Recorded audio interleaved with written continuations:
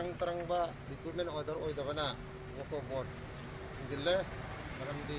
recruitment si taw matamda post masing su nongmana ma haiba nongmana ma haiba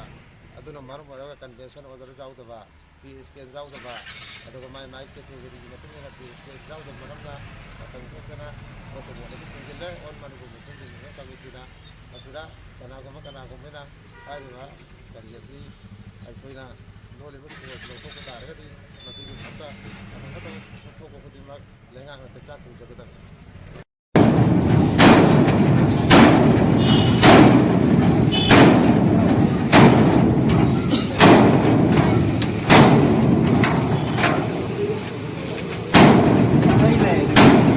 yo say yang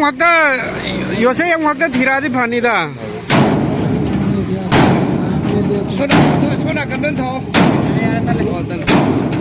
si chuhang ise ai ha si chuhang ni si si ai samak AMMSO gi asasi secretary oina thokujam dai gi mik ke his dinsan mathong maram khangna kana gumba lup na laga sida bagan khunai gi thabak lawba sida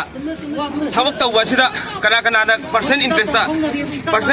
interest si thabak si khingen bata gade mayam Manipur miyam ga khusandra kanda makhan makha gi khungen ka chanchal ne haibase AMMSO gi makai thamjage mayam guba ka budra